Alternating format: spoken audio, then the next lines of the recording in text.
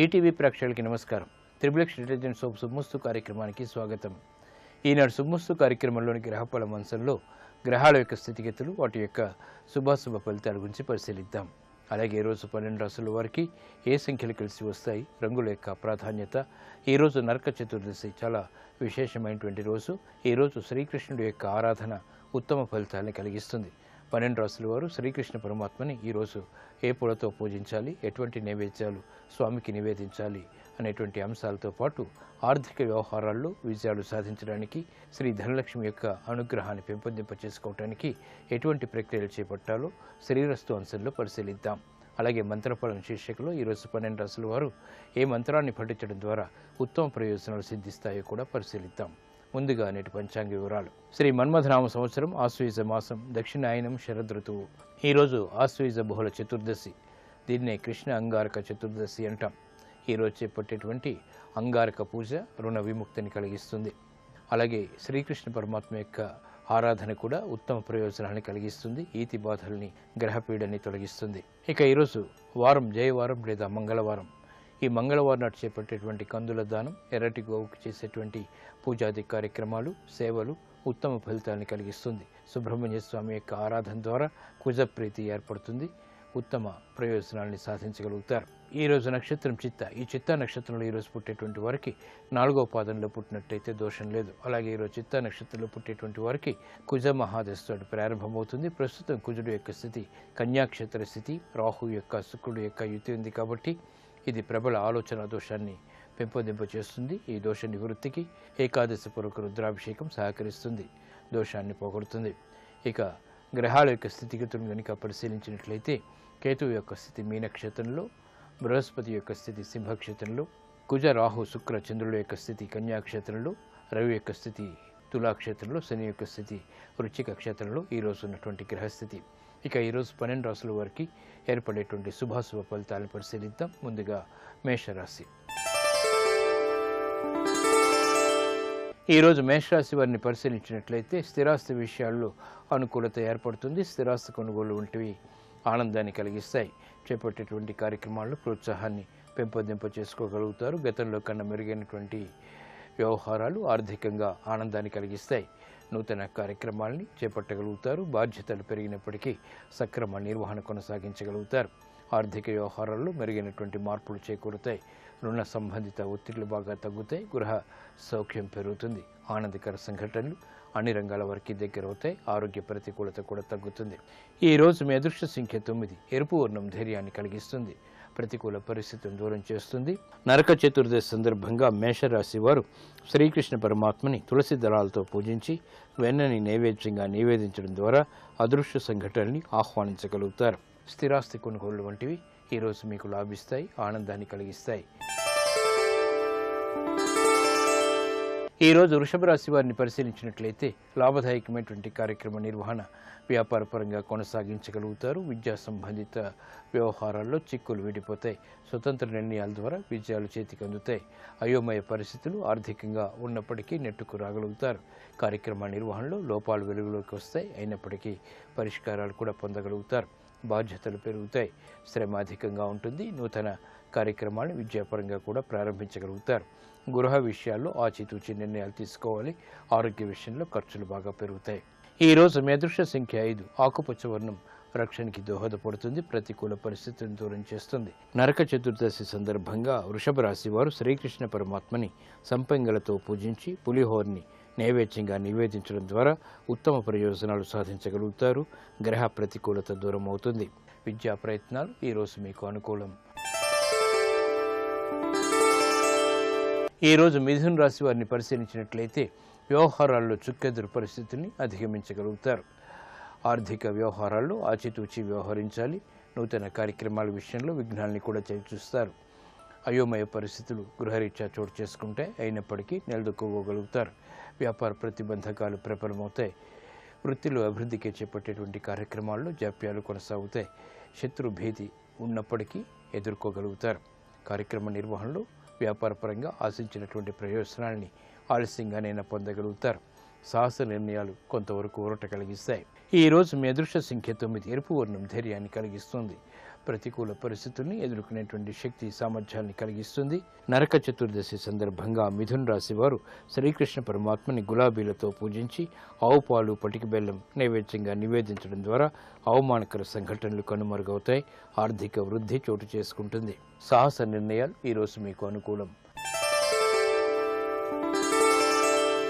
ఈరోజు కర్కాటక రాశి వారిని పరిశీలించినట్లయితే ఆర్థిక వ్యవహారాలు యోగిస్తాయి. ఆశించినటువంటి ప్రయోజనాలు గృహరీత్యా ఆనందాన్ని కలిగిస్తాయి. పిల్లల ద్వారా ఆనందం లభిస్తుంది. సంభాషణల ద్వారా ఇతరుల్ని ఆకట్టుకోగలుగుతారు. ఆశించినటువంటి ప్రయోజనాలు వాణిజ్యపరంగా దగ్గరవుతాయి. వృత్తి, వ్యాపార, ఉద్యోగ సంబంధిత కార్యక్రమాల్లో ప్రోత్సాహాన్ని పెంపొందింప చేసుకోగలుగుతారు. బంధుప్రీతి పెరుగుతుంది. నూతన కార్యక్రమాల్ని చకచకా పూర్తి చేయగలుగుతారు. ఆరోగ్యంలో మెరుగైనటువంటి మార్పులు కొనసాగుతాయి. గృహ విషయాల్లో ఏర్పడినటువంటి సమస్యలకు పరిష్కారాలు పొందగలుగుతారు. ఈ రోజు మీ అదృష్ట సంఖ్య 5. ఆకుపచ్చ వర్ణం రక్షణకి దోహదపడుతుంది. ప్రతికూల పరిస్థితిని దూరం చేస్తుంది. నరక చతుర్దశి సందర్భంగా కర్కాటక రాశి వారు శ్రీకృష్ణ పరమాత్మని మందారాలతో పూజించి రవ్వకేసరిని నైవేద్యంగా నివేదించడం ద్వారా అదృశ్య సంఘటనల్ని ఆహ్వానించగలుగుతారు. ఆర్థిక లావాదేవీలు, ప్రయత్నాలు, సంభాషణలు ఈరోజు మీకు లాభిస్తాయి. ఈరోజు సింహరాశి వారిని పరిశీలించినట్లయితే సంభాషణల విషయంలో జాగ్రత్తలు వహించాలి. ఆరోగ్య విషయంలో కూడా నూతన ఒప్పందాల ద్వారా ఆశించినటువంటి సమస్యలకు పరిష్కారాలు క్రమక్రమంగా పొందగలుగుతారు. నూతన ఒప్పందాలు వ్యాపారపరంగా కూడా ఊరట కలిగిస్తాయి. విద్యాపరమైనటువంటి చిక్కుల నుంచి బయటికి రాగలుగుతారు. వృత్తిలో అభివృద్ధికి చేపట్టేటువంటి కార్యక్రమాలు ఆలస్యంగా విజయాన్ని తెచ్చిపెడతాయి. స్వతంత్ర నిర్ణయాలు తీసుకోలేకపోతారు. గృహ సంబంధిత కార్యక్రమాల్లో బాధ్యతాయుతమైనటువంటి కార్యక్రమ నిర్వహణ కొనసాగించవలసినటువంటి ఆవశ్యకత ఉంటుంది. వృత్తిలో అభివృద్ధికి చేపట్టేటువంటి కార్యక్రమాల్లో ఆచితూచి నిర్ణయాలు తీసుకోవాలి. ఈరోజు మీ అదృష్ట సంఖ్య 1. ఎరుపు వర్ణం ధైర్యాన్ని కలిగిస్తుంది. ప్రతికూల పరిస్థితిని దూరం చేస్తుంది. నరక చతుర్దశి సందర్భంగా సింహరాశి వారు శ్రీకృష్ణ పరమాత్మని సన్నజాజులతో పూజించి చక్కెర పొంగల్ని నైవేద్యంగా నివేదించడం ద్వారా లాభదాయకమైనటువంటి కార్యక్రమాలు, తద్వారా విజయాలు చేతికందుతాయి. ఆరోగ్య పరీక్షలు ఈరోజు మీకు మేలుని కలిగిస్తాయి. ఈరోజు కన్యారాశి వారిని పరిశీలించినట్లయితే స్థిరాస్తి విషయాలు అనుకూలిస్తాయి. ఆరోగ్య విషయంలో ప్రతికూలత ఉంటుంది. ఆరోగ్య ఖర్చులు పెరుగుతాయి. వ్యయం ఎక్కువగా ఉన్నప్పటికీ ఆదాయాన్ని కూడా కూడగట్టుకోగలుగుతారు. సంభాషణల ద్వారా ఆశించినటువంటి ప్రయోజనాలు లభిస్తాయి. వ్యాపారపరమైనటువంటి వ్యవహారాల్లో విజయాలు చేతికందుతాయి. విద్యాపరమైనటువంటి అంశాలు ఆనందాన్ని కలిగిస్తాయి. అభివృద్ధికి చేపట్టేటువంటి కార్యక్రమాల్లో ప్రోత్సాహం లభిస్తుంది. విదేశీ లావాదేవీలు కలిసి వస్తాయి. ఆనందకర సంఘటనలు అన్ని రంగాల వారికి దగ్గరవుతాయి. శుభవార్తలు వింటారు. ఈ రోజు మీ అదృష్ట సంఖ్య 9. ఎరుపు వర్ణం ధైర్యాన్ని కలిగిస్తుంది. ప్రతికూల పరిస్థితిని దూరం చేస్తుంది. నరక చతుర్దశి సందర్భంగా కన్యారాశి వారు శ్రీకృష్ణ పరమాత్మని తులసి దళాలతో పూజించి వెన్నని నైవేద్యంగా నివేదించడం ద్వారా అదృశ్య సంఘటనల్ని ఆహ్వానించగలుగుతారు. స్థిరాస్తి నిర్ణయాలు ఈరోజు మీకు అనుకూలం. ఈరోజు తులారాశి వారిని పరిశీలించినట్లయితే అధికారంతో కూడినటువంటి కార్యక్రమ నిర్వహణ, తద్వారా విజయాలు చేతికందుతాయి. నూతన ప్రయోగాలు ఫలిస్తాయి. వృత్తి, వ్యాపార, ఉద్యోగ సంబంధిత కార్యక్రమాల్లో ఆశించినటువంటి ప్రయోజనాన్ని పొందగలుగుతారు. వ్యాపార దక్షత పెరుగుతుంది. ఆరోగ్య క్రమశిక్షణ ఏర్పడుతుంది. ఆర్థిక వ్యవహారాల్లో మెరుగైనటువంటి మార్పులు చోటు చేసుకుంటాయి. బాధ్యతలతో కూడినటువంటి కార్యక్రమాలు, తద్వారా విజయాలు ఆనందాన్ని కలిగిస్తాయి. స్వతంత్ర నిర్ణయాలకు ఉపక్రమించగలుగుతారు. ఆశాజనకమైనటువంటి వాతావరణం ఆర్థికంగా కొనసాగుతుంది. ఈ రోజు మీ అదృష్ట సంఖ్య 2. తెలుపు వర్ణం ప్రశాంతతను పెంచుతుంది.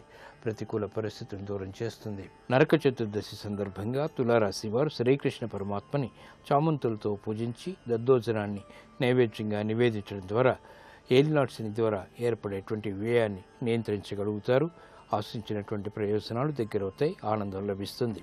గృహ సంబంధిత కార్యక్రమాలు ఈరోజు మీకు అనుకూలం. ఈరోజు వృశ్చిక రాశి వారిని పరిశీలించినట్లయితే ఉద్యోగ వ్యవహారాల్లో విజయాలు సాధించగలుగుతారు. స్థిరాస్తి విషయాల్లో అనువైనటువంటి మార్పులు చోటు చేసుకుంటే నూతన వస్తు ప్రాప్తి లేకపోలేదు. ఆర్థిక వ్యవహారాల్లో మొదట ప్రతికూలత, తర్వాత అనుకూలత కొనసాగుతాయి. విదేశీ సంబంధిత లావాదేవీల్లో ఆశించినటువంటి ప్రయోజనాల్ని దక్కించుకోగలుగుతారు. వ్యాపార యుక్తులు కొనసాగుతాయి. ఉద్యోగ సంబంధిత కార్యక్రమాల్లో ప్రశాంతతకి చేపట్టేటువంటి ప్రక్రియలు పనికి వస్తాయి. ఆరోగ్య విషయంలో జాగ్రత్తతో కూడినటువంటి నిర్ణయాలు తప్పనిసరి. ప్రయాణాలు సుఖవంతం. ఈ రోజు మీ అదృష్ట సంఖ్య 1. ఎరుపు వర్ణం ధైర్యాన్ని కలిగిస్తుంది. ప్రతికూల పరిస్థితిని దూరం చేస్తుంది. నరక చతుర్దశి సందర్భంగా వృశ్చిక రాశి వారు శ్రీకృష్ణ పరమాత్మని తులసి దళాలతో పూజించి చిత్రాన్నాన్ని నైవేద్యంగా నివేదించడం ద్వారా జన్మశని ద్వారా ఏర్పడేటువంటి ప్రతికూల పరిస్థితులు దూరమవుతాయి. ఉద్యోగ అభివృద్ధి ఏర్పడుతుంది. ఉద్యోగ సంబంధిత ప్రయత్నాలు ఈరోజు మీకు ఊరట కలిగిస్తాయి. ఈరోజు ధనుసు రాశి వారిని పరిశీలించినట్లయితే రాజకీయ లబ్ధికే చేపట్టేటువంటి కార్యక్రమాలు కలిసి వస్తాయి. ఆకస్మిక అనుకూల మార్పులు ఆర్థికంగా దగ్గరవుతాయి. వృత్తి, వ్యాపార, ఉద్యోగ సంబంధిత కార్యక్రమాల్లో సంతోష వార్తలు వింటారు. నూతన కార్యక్రమాలకు శ్రీకారం చుట్టగలుగుతారు. ఆర్థికపరమైనటువంటి చిక్కులు ఉన్నప్పటికీ వాటిని అధిగమించగలిగేటువంటి యుక్తులు కూడా దగ్గరవుతాయి. వ్యవహారాల్లో చుక్కెదురు పరిస్థితుల్ని అధిగమించగలుగుతారు. క్రమశిక్షణతో కూడినటువంటి కార్యక్రమాల ద్వారా విజయాలు సాధించగలుగుతారు. గృహ సంబంధిత కార్యక్రమాల్లో శాంతి సౌఖ్యాలు కొనసాగుతాయి. ప్రయాణాల ద్వారా ఏర్పడినటువంటి సమస్యలకు పరిష్కారాలు కూడా పొందగలుగుతారు. ఈ రోజు మీ అదృష్ట సంఖ్య 5. ఆకుపచ్చ వర్ణం రక్షణకి దోహదపడుతుంది, ప్రశాంతతను పెంచుతుంది. నరక చతుర్దశి సందర్భంగా ధనుసు రాశి వారు శ్రీకృష్ణ పరమాత్మని కనకాంబరాలతో పూజించి పాలు వెన్న నైవేద్యంగా నివేదించడం ద్వారా ఏలినాటి శని ద్వారా ఏర్పడేటువంటి ప్రతికూలత తగ్గుతుంది. భాగ్య బృహస్పతి ద్వారా అదృష్ట సంఘటనల్ని ఆహ్వానించగలుగుతారు. విదేశీ లావాదేవీలు, సంభాషణలు, ప్రక్రియలు ఈరోజు మీకు లాభిస్తాయి. ఈరోజు మకర రాశి వారిని పరిశీలించినట్లయితే వ్యాపార ప్రయోజనాలు దగ్గరవుతాయి. నూతన కార్యక్రమాలు గృహరీత్యా ప్రారంభించగలుగుతారు. ఆకస్మిక అనుకూల మార్పులు వృత్తిరీత్యా చోటు చేసుకుంటాయి, ఆనందాన్ని కలిగిస్తాయి. అవకాశాలు అన్ని రంగాల వారికి దగ్గరవుతాయి. చేపట్టేటువంటి కార్యక్రమాలు ప్రోత్సాహాన్ని పెంపొందింప చేసుకునేటువంటి అనుకూల మార్పులు కొనసాగుతాయి. గృహరీత్యా ఆనందకర సంఘటనని ఆహ్వానించగలుగుతారు. ప్రతికూల పరిస్థితులను దూరం చేసుకునేటువంటి ప్రయత్నాలు ముమ్మరం చేయగలుగుతారు. ప్రయాణాల విషయంలో ఏర్పడినటువంటి ప్రతికూలత తగ్గుతుంది. కార్యక్రమాలని సక్రమంగా నిర్వహించగలిగేటువంటి శక్తి సామర్థ్యాలు వెన్నంటి ఉంటాయి. ఆత్మవిశ్వాసం పెరుగుతుంది. ఈరోజు మీ అదృష్ట సంఖ్య 6. ఎరుపు వర్ణం ధైర్యాన్ని కలిగిస్తుంది, ప్రతికూల పరిస్థితులను దూరం చేస్తుంది. నరక చతుర్దశి సందర్భంగా మకర రాశి వారు శ్రీకృష్ణ పరమాత్మని గన్నేరు పూలతో పూజించి పంచామృతాలని నైవేద్యంగా నివేదించడం ద్వారా లాభశని ద్వారా ఆకస్మిక అనుకూల ఆర్థిక మార్పులు చోటు చేసుకుంటాయి. ఆరోగ్య పరీక్షలు ఈరోజు మీకు మేలును కలిగిస్తాయి. ఈరోజు కుంభరాశి వారిని పరిశీలించినట్లయితే శుభవార్తలు వింటారు. స్థిరాస్తి విషయాల్లో ఏర్పడినటువంటి పేచీలు తగ్గుతాయి. వృత్తి, వ్యాపార, ఉద్యోగ సంబంధిత కార్యక్రమాల్లో ఆశించినటువంటి ప్రయోజనాలను పొందగలుగుతారు. వ్యాపార నియమాలని పాటించగలుగుతారు. నిబద్ధతతో కూడినటువంటి కార్యక్రమాలు గృహరీత్యా ఆనందాన్ని కలిగిస్తాయి. ఆరోగ్య క్రమశిక్షణ ఏర్పడుతుంది. ఆర్థిక వ్యవహారాల్లో తెలివైనటువంటి నిర్ణయాలు తీసుకోగలుగుతారు. ప్రయాణాల విషయంలో జాగ్రత్తలు పాటించాలి. సంభాషణల విషయంలో కూడా. ఈ రోజు మీ అదృష్ట సంఖ్య 3. పసుపు వర్ణం త్వరితగతిన శుభాల్ని కలిగిస్తుంది, ప్రతికూల పరిస్థితులను దూరం చేస్తుంది. నరక చతుర్దశి సందర్భంగా కుంభరాశి వారు శ్రీకృష్ణ పరమాత్మని తులసి దళాలతో పూజించి పరమాన్నాన్ని నైవేద్యంగా నివేదించడం ద్వారా శుభ పరిణామాలు చోటు చేసుకుంటాయి. స్థిరాస్తి కొనుగోళ్లు వంటివి ఈరోజు మీకు లాభిస్తాయి. ఈరోజు మీనరాశి వారిని పరిశీలించినట్లయితే వ్యవహారాల్లో చుక్కెదురు పరిస్థితులు అధికమవుతాయి. కోర్టు సంబంధిత వ్యవహారాల్లో ఊరట లభిస్తుంది. నూతన కార్యక్రమాన్ని విద్యాపరంగా మాత్రం ప్రారంభించగలుగుతారు. ఆకస్మిక ఆర్థిక అవకాశాలు లేకపోలేదు. ప్రయాణాల విషయంలో ఏర్పడినటువంటి ప్రతికూల పరిస్థితులు తగ్గుతాయి. రాజకీయ వ్యవహారాల్లో జాగ్రత్తలు పాటించాలి. ఉద్యోగ సంబంధిత కార్యక్రమాల్లో పొరపాట్లు లేటువంటి సంఘటనలు లేకపోలేదు. చిన్న చిన్న సమస్యలే పెద్దవిగా మారేటువంటి సంఘటనలు చోటు చేసుకుంటాయి. కాబట్టి జాగ్రత్తలు వహించాలి. ఈరోజు మీ అదృష్ట సంఖ్య 6. తెలుపు వర్ణం ప్రశాంతతను పెంచుతుంది, ప్రతికూల పరిస్థితులను దూరం చేస్తుంది. నరక చతుర్దశి సందర్భంగా మీనరాశి వారు శ్రీకృష్ణ పరమాత్మని కలువపూలతో పూజించి వెన్నని నైవేద్యంగా నివేదించడం ద్వారా ప్రతికూల పరిస్థితులు మటుమాయమవుతాయి. ఆనందకర పరిస్థితుల్ని ఆహ్వానించగలుగుతారు. కోర్టు సంబంధిత వ్యవహారాలు, ప్రక్రియలు, సంభాషణలు ఈరోజు మీకు అనుకూలం. శ్రీరస్తు శుభమస్తు. ఆర్థిక వ్యవహారాలు కలిసి రావటానికి, శ్రీ మహాలక్ష్మి యొక్క అనుగ్రహాన్ని పెంపొందింప చేసుకోవటానికి ఎటువంటి ప్రక్రియలు చేపట్టాలో శ్రీరస్తు అంశంలో పరిశీలిద్దాం. ఆర్థిక వ్యవహారాల్లో ప్రతికూలతను దూరం చేసుకోవటానికి ద్వారం ఎదురుగా ఒక పూల కుండీ ఉంచి అందులో పచ్చని మనీ ప్లాంట్ ఉంచాలి. ఇది కాక ముఖ్య ద్వారంపై గుర్రపు నాడ, త్రిశూలం, స్వస్తిక్, ధనచిహ్నమైనటువంటి నాణాలు ఉంచాలి. ఇంటి ద్వారానికి బయట లోపల కూడా గణపతి ప్రతిమలు ఉంచినట్లయితే శుభ ఫలితాలు ఏర్పడతాయి, ప్రతికూల పరిస్థితులు దూరమవుతాయి, ఆర్థికంగా యోగిస్తుంది.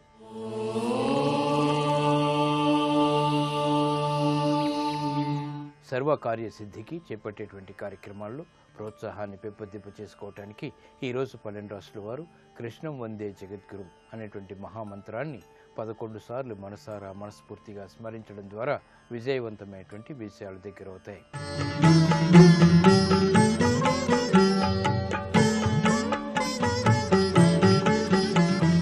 ఈటీవీ ప్రేక్షకుల నమస్కారం. ట్రిపుల్-ఎక్స్ డిటర్జెంట్ సోప్ శుభమస్తు కార్యక్రమంలో శుభనక్షత్ర వంశానికి స్వాగతం. ప్రధానంగా నరక చతుర్దశి, నరక బాధలు తొలగటం కోసమే, పాపాలు తొలగటం కోసమే మనం చేసేటటువంటి ఈశ్వరారాధన ఈ రోజున ఎంతగానో సహకరిస్తుంది. ప్రధానంగా మంగళవారం ఉన్నది కాబట్టి సుబ్రహ్మణ్యేశ్వర స్వామి వారి ఆరాధనతో పాటు నృసింహస్వామి వారిని స్మరించడం చాలా మంచిది. అలాగే ఆంజనేయ స్వామి వారిని స్మరిస్తే చాలా బాగా కలిసి వస్తుంది. చతుర్దశి ఘడియలు శుభ కార్యక్రమాలకి పనికిరావు, కానీ దేవతా ఆరాధనలో ఈ చతుర్దశి ఈశ్వర పరంగా ఉన్నది. అలాగే చతుర్దశి చిత్రా నక్షత్రం ఉదయం 11 గంటల వరకు ఉంది. తర్వాత స్వాతి నక్షత్రం వాయుదేవతా నక్షత్రం, ఆంజనేయ స్వామికి సంబంధించిన నక్షత్రం. ఆయుష్మాన యోగం విష్టికరణం, యోగం బాగుంది, నక్షత్రం బాగుంది, ఈ రెండూ బాగున్నాయి. దేవతాపరంగా చేసేటటువంటి ఆరాధన సహకరిస్తుంది. శాంతంగా ప్రశాంతంగా వెళ్ళాలి. మంగళవారం నాడు ఎవరితో మాట్లాడుతున్నా మంగళప్రదంగా ఉండాలి. వీలైతే చిరునవ్వుతో మౌనంగా ఉండటం చాలా మంచిది. సున్నితంగా వ్యవహరించడం ద్వారా ఆవేశాలు రాకుండా ఉండవచ్చు. ఆవేశాలకి దూరంగా ఉండటం చాలా మంచిది. అలాగే రేపటి శుభ నక్షత్రాన్ని పరిశీలన చేసినట్లయితే దీపావళి అమావాస్య, మహాలక్ష్మి ఆరాధన, ధనలక్ష్మిని సంపూర్ణంగా దీపాలు వెలిగించి అమ్మవారిని ఆరాధించేటటువంటి శుభ సమయం. సంవత్సరం మొత్తం మన చేతిలో ధనం ఉండే విధంగా రేపటి రోజున మనం దీపావళి అమావాస్య సందర్భంలో ప్రదోషంలో ప్రధానంగా సంధ్యా సమయంలో సంధ్యా దీపే నమోస్తుతే జ్ఞానప్రదంగా కాంతివంతంగా అమ్మవారిని ఆరాధిస్తే బుధవారం కాబట్టి వ్యాపారపరంగా వృద్ధి చెందొచ్చు. మనం కూడా ఐశ్వర్యపరంగా అభివృద్ధి చెందేటటువంటి శుభకాలం. మహాలక్ష్మి ఆరాధన చాలా మంచిది. లక్ష్మీదేవిని ఎలాగో ఆరాధిస్తున్నాం కాబట్టి వీలైతే విష్ణు సహస్రనామాన్ని కూడా చదివితే చాలా బాగుంటుంది. రేపంతా రాత్రి వరకు అమావాస్య ఉంది. స్వాతి నక్షత్రం మధ్యాహ్నం వరకు ఉంది. స్వాతి తర్వాత విశాఖ అగ్ని సంబంధమైన నక్షత్రం కూడా ఉంది. సౌభాగ్య యోగం ఉన్నది. చతుష్పాత్కరణం, 4 విధాల ఉపయోగపడేటటువంటి అంశాలు ఎక్కువగా గోచరిస్తున్నాయి.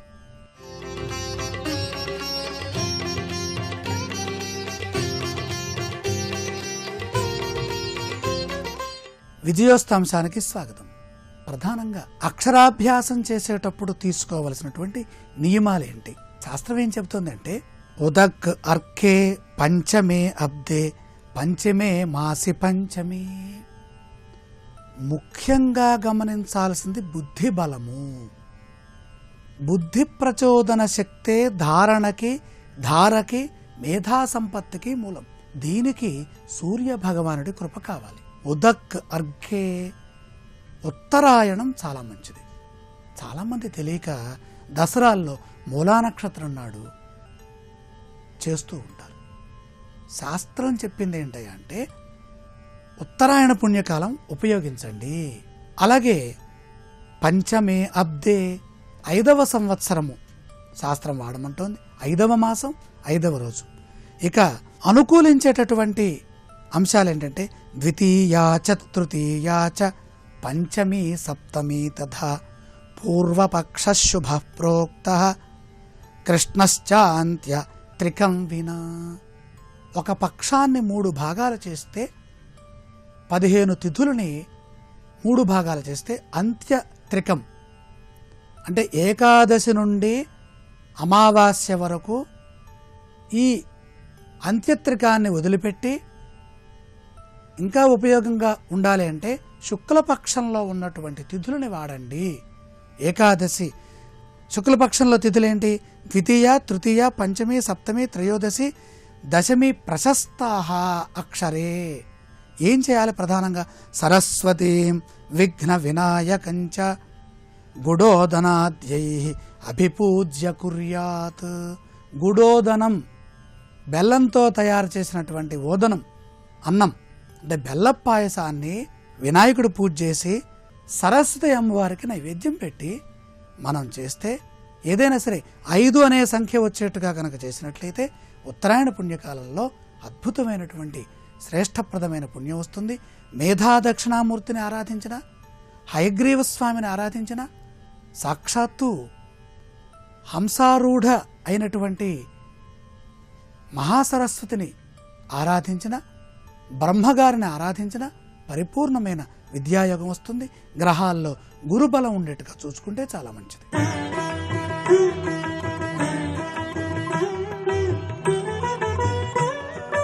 ఈటీవీ ప్రేక్షకులకు నమస్కారం. త్రిబుల్-ఎక్స్ డిటర్జెంట్ సోప్ శుభమస్తు కార్యక్రమంలో శుభయోగం శీర్షికకి స్వాగతం. ముందుగా ప్రేక్షకులందరికీ నరక చతుర్దశి పర్వదిన శుభాకాంక్షలు. ఈరోజు నరక చతుర్దశి సందర్భంగా సకల కార్యాలలో జయాన్ని సిద్ధింపజేసుకోవటానికి, మహాలక్ష్మీదేవి యొక్క అనుగ్రహాన్ని సులభంగా పొందటానికి ఎటువంటి ప్రత్యేకమైన విధి విధానాలను పాటించాలో పరిశీలిద్దాం. ఈరోజు నరక చతుర్దశి సందర్భంగా గృహంలో మహిళామణులందరూ పిల్లలకు బ్రహ్మరంధ్రం మీద నువ్వుల నూనెను అద్దుతూ అశ్వత్థామ బలిర్వ్యాసో హనుమాంశ్చ విభీషణ కృపః పరశురామశ్చ సప్తైతే చిరంజీవిన అనే శ్లోకాన్ని చదవటం, 7 చిరంజీవుల పేర్లను స్మరించుకుంటూ నువ్వుల నూనెను బ్రహ్మరంధ్రం మీద అద్దటం ద్వారా పిల్లల యొక్క పరిపూర్ణమైన ఆయురారోగ్య వృద్ధికి పాత్రలు కావటానికి ఆస్కారం ఎంతగానో ఉంది. అలాగే ఈరోజు నరక చతుర్దశి సందర్భంగా పితృదేవతల యొక్క అనుగ్రహాన్ని సులభంగా పొందటానికి, పితృదేవతల అనుగ్రహం ద్వారా సకల కార్యాలలో జయాన్ని సిద్ధింపజేసుకోవటానికి గృహంలో దక్షిణ దిక్కులో దీపాలను వెలిగించి మీ పితృదేవతలను స్మరించుకోవాలి. అలాగే దక్షిణ దిక్కులో దీపాలు వెలిగించి యమధర్మరాజును స్మరించుకోవటం ద్వారా కూడా ఈరోజు అపమృత్యు దోషాల నుంచి సులభంగా బయటపడవచ్చు. అలాగే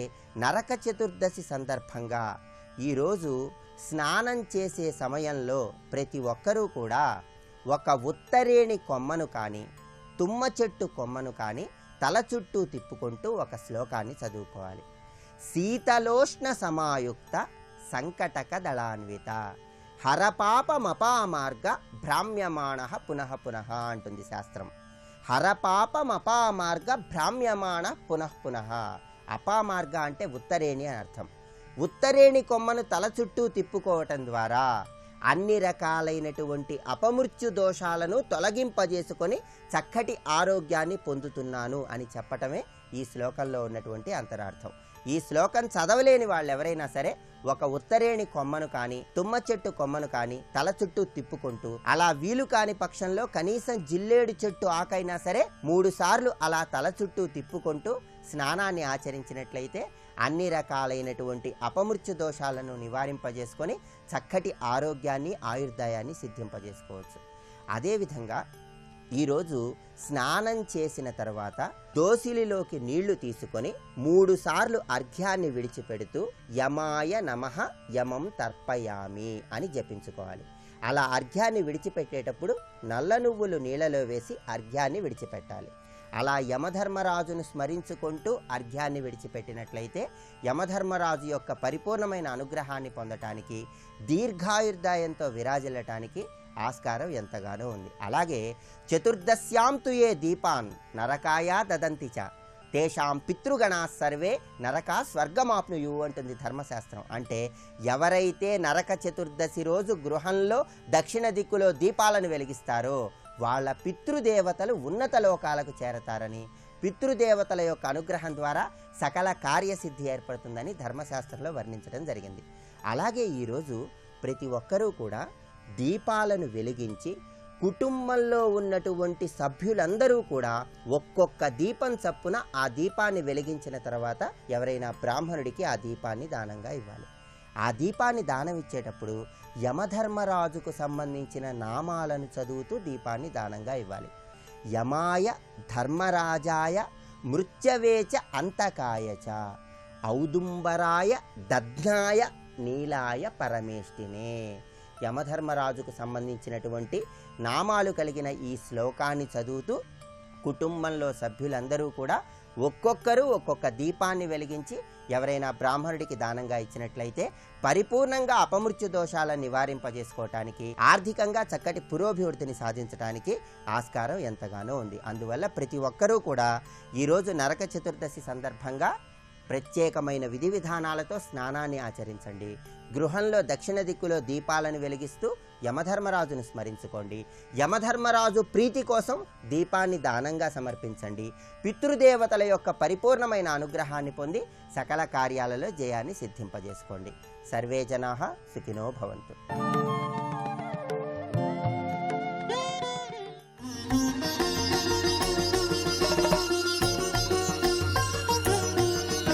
మధురైలో జరిగేటటువంటి ఉత్సవాల్లో ఒక విశేషం ఉంది. ప్రత్యేకంగా ఆ అమ్మవారికి సంబంధించినటువంటి వాద్య విశేషాల్ని అంత అద్భుతంగా వినిపిస్తారు. అసలు నాదస్వరం నడుస్తుంది. అమ్మవారి కళ్యాణం జరిగే రోజుల్లో పరవశించిపోతారు. అలా వాయిస్తాయి నాద బృందాలు వచ్చి చొక్కాలు బనీన్లు విప్పేసి వాళ్ళ పతకాలు సింహతలాటాలు వేసుకుని నాదస్వరం వాయిస్తుంటే, ఆ మృదంగం వాయిస్తుంటే చూసి తీరాలి. మధురైలో జరిగేటటువంటి సంగీత సేవ అమ్మవారు అలా అందుకుంటుంది. ఎందుకంటే ఆవిడ సంగీత స్వరూపిణి. కాళిదాస మహాకవి మీనాక్షి పరదేవతనే స్తోత్రం చేశాడు. అందుకే ఆవిడ కనపడగానే ఆవిడ గురించి చెప్తూ ఒక మాట అంటాడు, అమ్మా నువ్వు మాతా మరకతశ్యామ మాతంగి మదచాలిని కుర్యాత్కటాక్షం కళ్యాణి కదంబవనవాసిని అంటాడు. మాతా మరకతశ్యామ, మరకత వర్ణంలో ఉండి ఆమె సంగీతమునందు ప్రవీణురాలై ఉంటుంది. ప్రవీణురాలేమిటి? ఆవిడే సంగీతం. ఆవిడికి సంగీతమునందు అంత అనురక్తి. కాబట్టి వీణా వేణు మృదంగ వాద్య రసికాం, అంత గొప్ప తల్లి నానావిధాడంబికాం. ఆమె అనేకమైనటువంటి ఉత్సవాలు పొందుతుంది. అసలు ఆమె పట్ల సంతోషంతో ఇలా వినడం, తలెత్తి చూడడం కూడా ఉత్సవమే. అందుకే మధురైకి సంబంధించినంత వరకు ఒక విశేషం ఉంది. శంకరాచార్యులు వారు మీనాక్షి పంచరత్నం కథ చేస్తున్నారు. యావత్ ప్రపంచంలో ఎక్కడా లేని రీతిలో మధురైలో అన్ని ఉత్సవాలు జరుగుతాయి. ఆ ఉత్సవాలకు ఒక విశేషం ఉంది. ఏమిటో తెలుసా? అది కేవలంగా ఏదో ఉత్సవం చేయడం కాదు. ఆ ఉత్సవాలన్నీ అక్కడ అమ్మవారు అయ్యవారు చేసిన లీలలు ఏ ఉన్నాయో అవే ఉత్సవాలుగా చేస్తారు. నేను మీతో గతంలో కొన్ని విశేషాలు చెప్పాను. ఏదో పాణిపట్టరాన్ గురించి చెప్పాను. ఆయన సంగీతం గురించి రాజుగారి సభలో ఆ వచ్చిన యమనాథంతో పోటీ పడ్డానికి వెడుతున్నప్పుడు కట్టెల మోపు తల మీద పెట్టుకుని వచ్చి కూర్చుని సంగీతం పాడాడని. ఆ కట్టెల మోపు తల మీద పెట్టుకుని ఇప్పటి పక్కన వీణ పెట్టుకుని పాణిపట్టరాన్ని కాపాడడానికి వెళుతున్నటువంటి కట్టెల మోపు పోస్తున్నటువంటి కట్టెల వర్తకుడిగానే ఊరిరిగింపుగా పెడతాడు. వెళ్ళినప్పుడు ఏం చేస్తారంటే ఈ లీల అంతా ఆయన ముందు చేసి చూపించి సంగీతం పాడతారు. పాడి వినిపిస్తారు, ఆయనకి వీణ వాయించి వినిపిస్తారు. అందుకే మధురైలో జరిగిన ఉత్సవాల్లా ఎక్కడా ఉత్సవాలు ఉండవు అని చెప్తారు. అది కారణం. అంతేకాదు, ఇప్పటికీ అమ్మవారికి ఒక నియమం ఉంది. రాజదండాన్ని 6 నెలలు తాను పట్టుకుంటుంది. 6 నెలలు రాజదండాన్ని సోమసుందరుడికి ఇస్తుంది. మీరు పట్టుకోండి అంటూ. ఇప్పటికీ దేవాలయం తాలూకా ధర్మకర్త పాండ్యమహారాజు వేషం వేసుకుని అమ్మవారి ఉత్సవాలలో వచ్చి ఆ చేతిలో రాజదండాన్ని ఉంచుతాడు.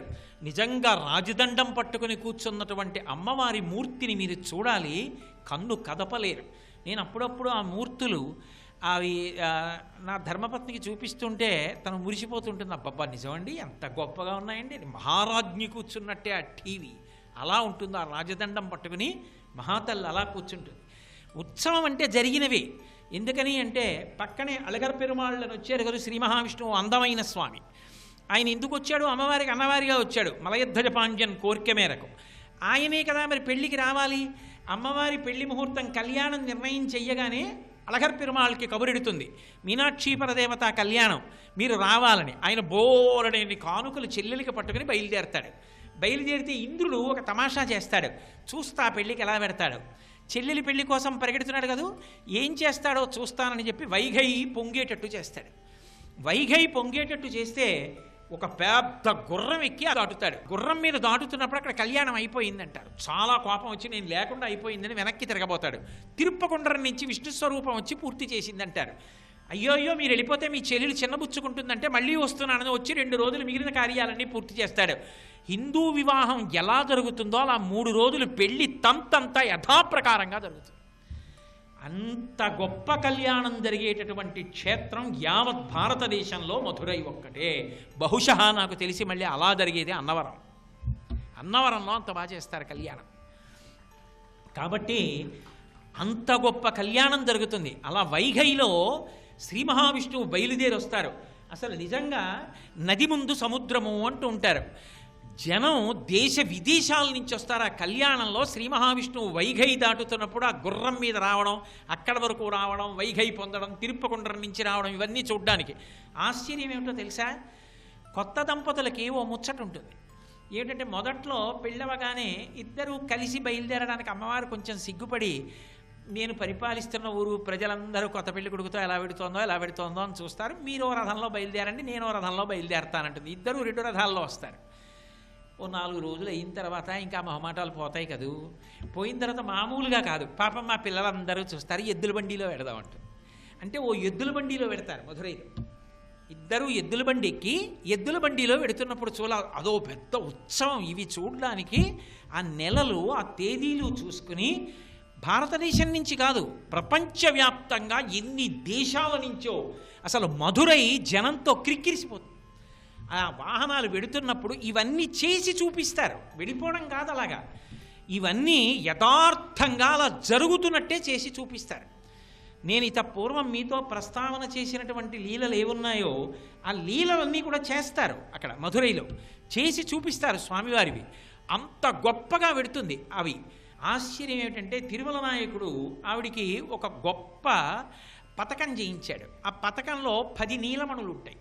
ఆ 10 నీలమణుల యొక్క అమరిక అంత అందంగా ఉంటుంది. దానికి ముత్యాలు, పగడాలు అవి ఉంటాయి. అసలు మీరు దాని మూర్తి వంక ఇలా చూస్తే కన్ను తిప్పలేరు, అంత అందంగా ఉంటుంది. ఒకసారి ఇంగ్లాండ్ని పరిపాలించేటటువంటి ఎడ్వర్డ్ 7 అనబడేటటువంటి రాజు ఆ పథకం చూశాడు. ఎంత ఐశ్వర్యవంతులు ఇంగ్లాండ్ రాజులు! ఇలాంటి పథకం మా అమ్మ దగ్గర లేదు, ఒక్కసారి మా అమ్మకి తీసుకెళ్ళి చూపించి మళ్ళీ పంపిస్తానని ఆ రోజుల్లో బ్రిటిష్ పరిపాలన కాదనలేక ఆ పథకాన్ని ఇచ్చారు. తిరుమల నాయకుడు చేయించిన పథకాన్ని జాగ్రత్తగా పట్టుకుని లండన్ వెళ్ళి క్వీన్ విక్టోరియాకి చూపించాడు. విక్టోరియా ఆ పథకం చూసి అబ్బా ఎంత బాగుందిరా ఈ పథకం అన్నారు. అటువంటి పథకం మళ్ళీ తయారు చేయడం కుదరలా. అటువంటి పథకం మళ్ళీ వచ్చి మధురై మీనాక్షి అమ్మవారి దేవాలయంలో ఉంది. ఒకరోజు ఉత్సవంలో ఆయన ఇచ్చిన పథకం వేసుకుని వెడుతుంది. ఆ పథకం చూడ్డానికి వస్తారు. దానికి ఇప్పటికీ లోకంలో ఓ పేరుంది, లండన్ రిటర్న్ పథకం అంటారు దాన్ని. అంటే లండన్ వెళ్ళి తిరిగి వచ్చిందని. అందుకని లండన్ రిటర్న్ పథకం అదేనా అండి, పెండెంట్ అదేనా అండి అంటారు. అది వేసుకుని వెడుతుంది ఒక రోజున. నేను మీకు ఎన్నని చెప్పను, ఓసారి అనుభవించాలి. అసలు ఆ మధురైలో అమ్మవారికి జరిగేటటువంటి ఉత్సవాలు అంత ఆశ్చర్యకరంగా ఉంటాయి, అంత అద్భుతంగా ఉంటాయి. ఇవన్నీ ఒక ఎత్తు. ఒక ఉత్సవం ఉంటుంది. ఆ ఉత్సవంలో ఏం చేస్తారంటే మీనాక్షి సుందరేశ్వరులు ఇద్దరూ కలిసి ఓసారి సుబ్రహ్మణ్యుడిని చూసొద్దాం, పిల్లాడు కదా, ఎన్నాళ్ళు అయిందో పెళ్లి చేసి పంపించాం, కొడుకు దేవసేన కోడలు ఆ తిరుప్పకుండ్రంలో ఉన్నారని ఇద్దరు మధురై నుంచి తిరుప్పకుండ్రం బయలుదేరుతారు. వాహనాల మీద వాళ్ళిద్దరూ బయలుదేరితే కవులు, పండితులు, విద్వాంసులు, నాట్యకారులు, కోలాటం బృందాలు వీళ్ళందరూ బయలుదేరుతారు. అమ్మా నాన్నగారు వస్తున్నారట, రేపు అమ్మ వస్తోంది, రేపు నాన్నగారు వస్తున్నారని చెప్పి 10 రోజుల ముందు నుంచే సుబ్రహ్మణ్యుడు, దేవసేన, అక్కడ మరి కళ్యాణానికి వచ్చే విష్ణువు ఉన్నారుగా, దుర్గమ్మ ఉంటుంది అక్కడ. పైగా దుర్గమ్మ, ఆ పక్కనే పరమశివుడు, వినాయకుడు, వీళ్ళందరూ ఎదుర్కోలు వస్తారు. అమ్మ రా ఇంటికని చెప్పి ఆ సుబ్రహ్మణ్యుడు వాళ్ళందరూ పల్లకీల్లో ఎదురొస్తారు. వీళ్ళందరూ ఊరెడతారు. వాళ్ళకి స్వాగతం చెప్పడం, ఆ గుడిలోకి వెళ్ళడం, వాళ్ళు కూర్చోవడం, వాళ్ళందరూ కలిసి ఉండడం, మళ్ళీ వీడ్కోలు తీసుకుని మధురై వస్తారు. ఇవన్నీ ఇలా వెళుతున్నప్పుడు వస్తున్నప్పుడు సుబ్రహ్మణ్య సంబంధమైనటువంటి విషయాలన్నీ చేసి చూపిస్తారు. ఒక్కొక్క ఉత్సవం ఒక రోజు మొదలు పెడితే రాత్రికో తిరిగి వస్తారు. అంతమంది కలిసి వెడుతూ ఉంటారు, చూస్తూ ఉంటారు, వస్తూ ఉంటారు, చేరుకుంటూ ఉంటారు.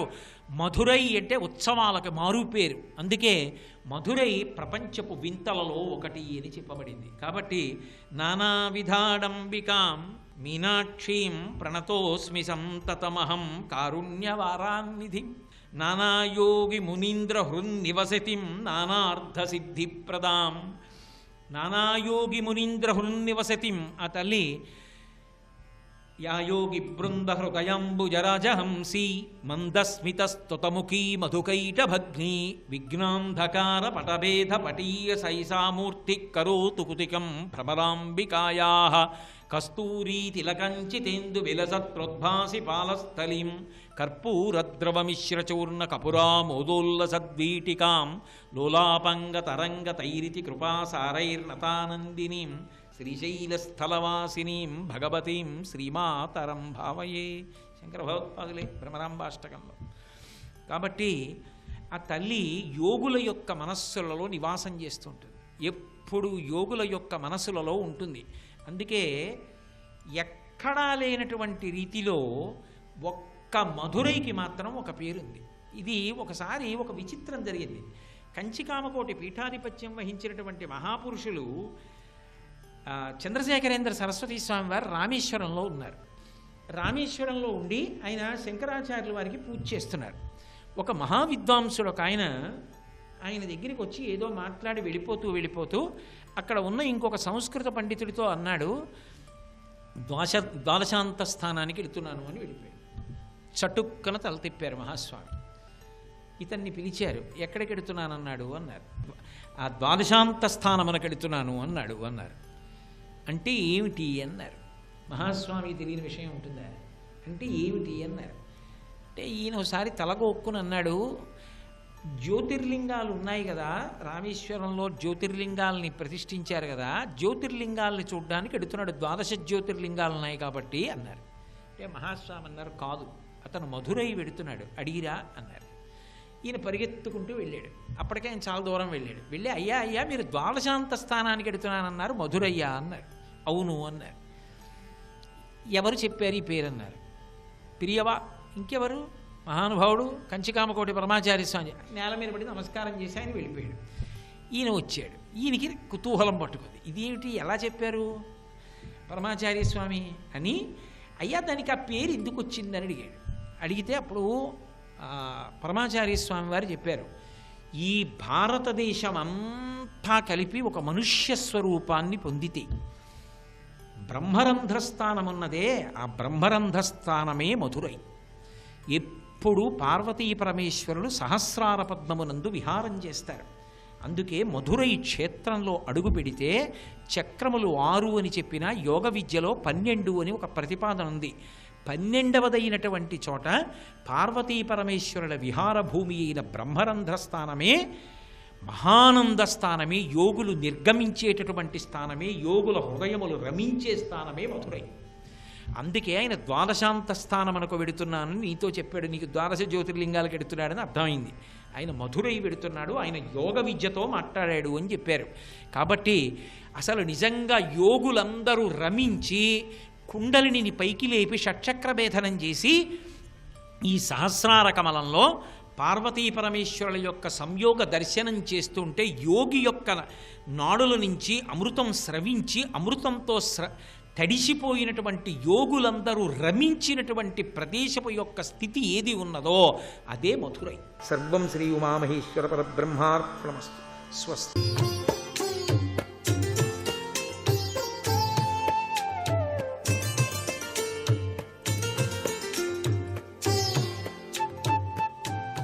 XXX డిటర్జెంట్ సోప్ శుభమస్సు కార్యక్రమంలో గృహబలం అంశానికి స్వాగతం.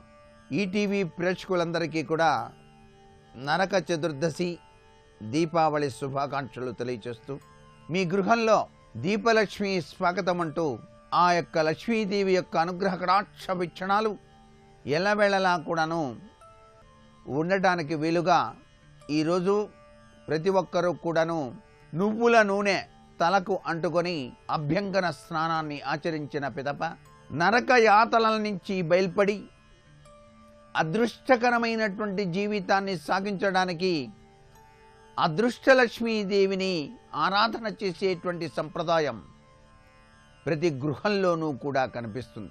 దేవదానవులు సముద్రాన్ని మదించినప్పుడు అద్భుతవంతమైనటువంటి వెలుగు పుంజం ఒక్కటి అలా ప్రసరించింది. ఆ వెలుగు పుంజంలో నుంచే లక్ష్మీదేవి ఆవిర్భవించినట్టుగా మనకు శాస్త్రం.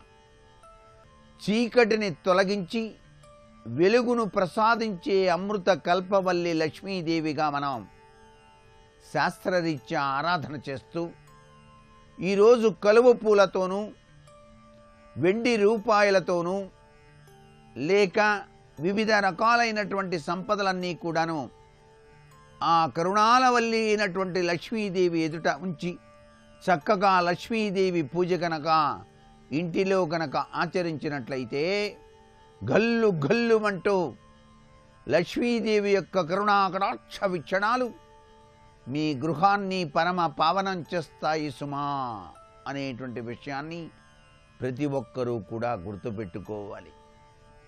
నరక చతుర్దశి నాటి తెల్లవారుజామునే పవిత్రవంతమైనటువంటి స్నానం చేయటం వలన గంగాదేవి లక్ష్మీదేవి నీటిలో ఉంటుంది కాబట్టి ఆరోగ్యం ఐశ్వర్యం రెండింటినీ కూడాను మనం సంపాదించుకోవటానికి ఆ యొక్క స్నాన మహిమ అద్వితీయవంతమైనటువంటి ప్రభావాన్ని ఏర్పరుస్తుంది.